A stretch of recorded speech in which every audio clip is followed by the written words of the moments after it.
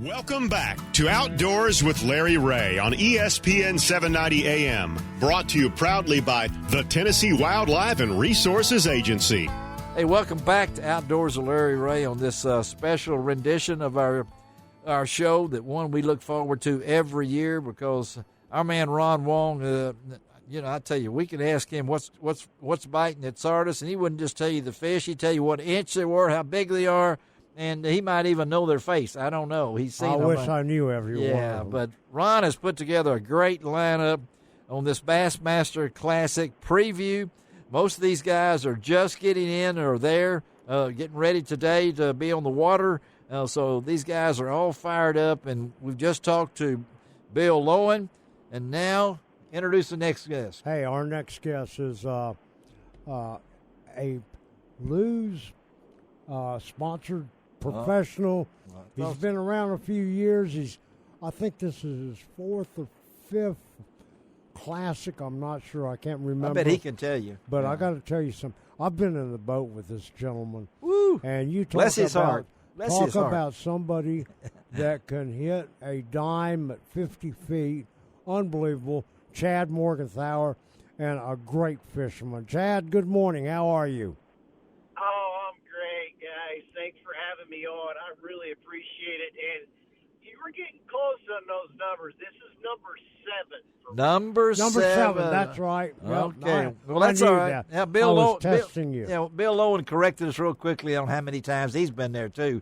So we have 7-11 here. The first two guests. That's kind of scary. Okay, that's right. 7-11. Yeah, 18 appearances. I have to tell you, that's a lot of appearances, Chad. And having been able to bend to that many, does it calm your nerves down a little bit? No. Yeah, I mean, it does. You know what to expect. I haven't ever finished final day finish really high in one of the classics I've competed in, but I had a chance at the Guntersville Classic back in 2016, I believe it was, 15 right. or 16, the one Randy Howe won.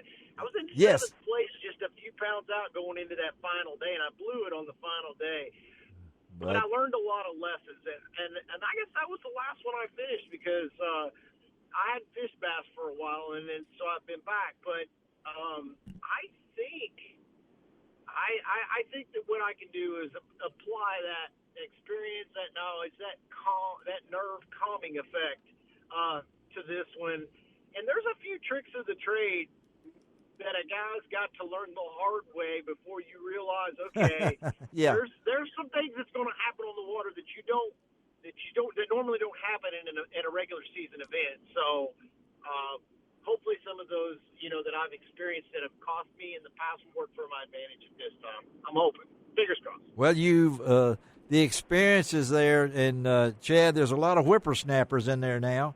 We were going through this list, and experience counts a lot, but Ron's always wanting to know, how does this lake set up for you, Ray Roberts Lake? That may be in the most political way anybody's ever called me old. You realize that? Hey, you don't know, you're a pup to us, but no, but experience counts. But we'll talk about the lake itself. Well, the lake, I don't have hardly any experience on this lake at all. Hardly anybody else. No. Tournaments here or there. Right. And, it's full of standing timber. It's got just about a little bit of everything to offer. And as far as but what I like about it, what sets up well for me is, it's got a tremendous amount of structure in it. So It's got a lot of standing trees, a lot of bank cover. The water's high right now. Yep. And it's not as hot as it normally would be this time of the year because of all right. the rain and the cooler spring that we've had. Yes. So yeah. there's it's only been 3-4 weeks ago we were catching them off the bed at Lake Fork. Yes. So yeah, that'll tell you there's some things going to go down here that people are not going to believe. Well, that's what Ron was saying, and of course I think that Bill Lowen was saying that earlier too, that he tossed out his prediction, and we're going to get yours in just a minute here about what you think it might take to win this thing. But what would it mean for you, Chad, to capture this elusive title? What would it mean for you?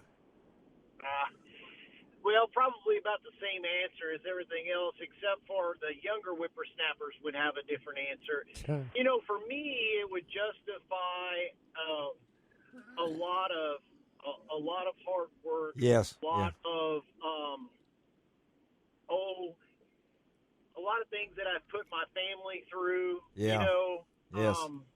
And it would just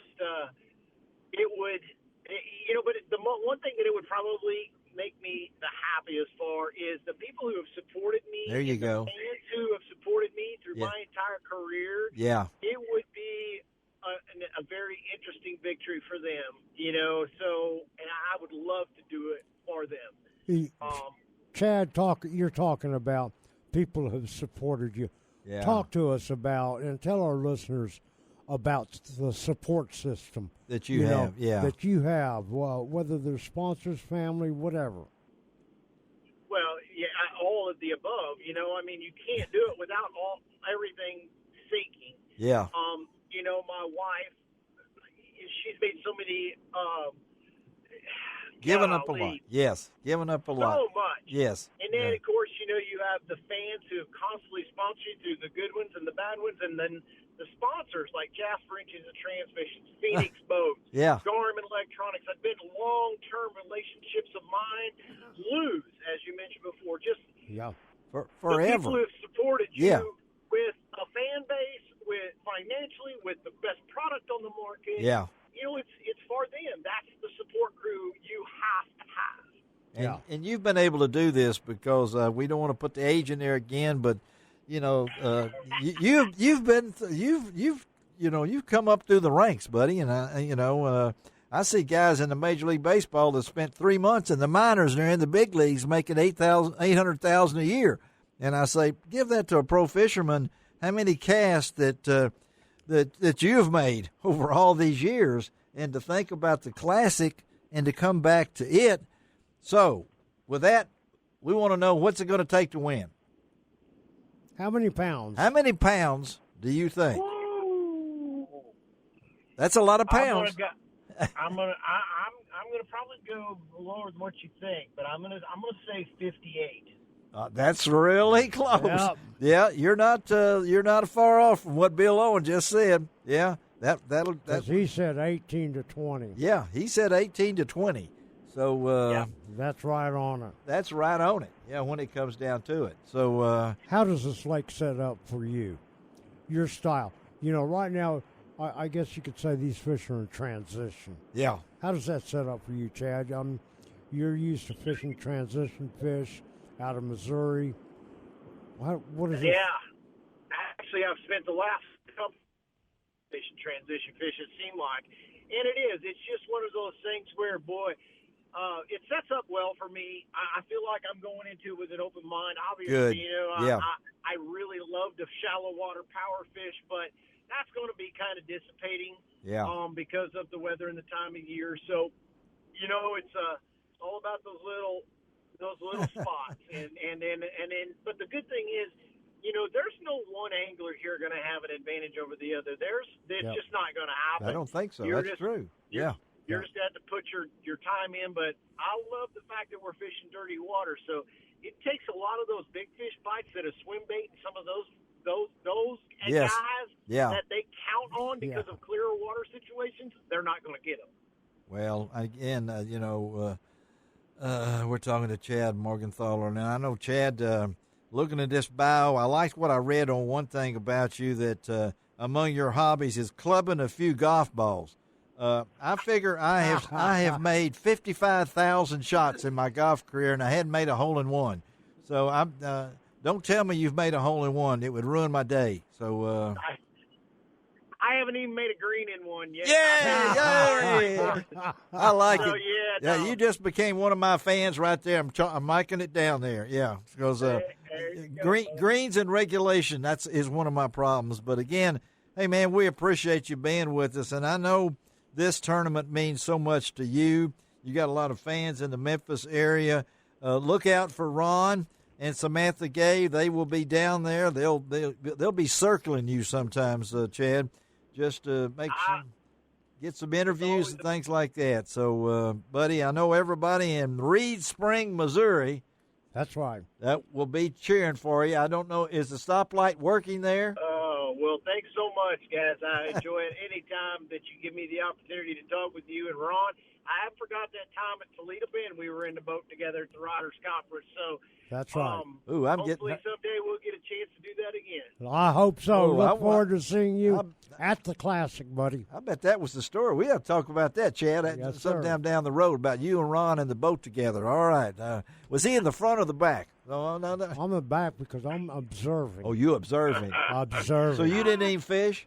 Oh, no, I didn't say that. Okay. All right. Thank you, Chad, buddy. Good luck, okay? We'll see you there. Thank you. All right. Thank you, guys. Okay. Chad Morgenthaler. Okay. Great pick. You know, that's, as he said, Ron, the two guys already come up with the 58-60. I mean, these guys know this, don't they? I mean, they're good at they what study. they do. Yeah. And, you know, if he's. They have studied hard. You know, he hasn't been by the lake. He hasn't been to the lake.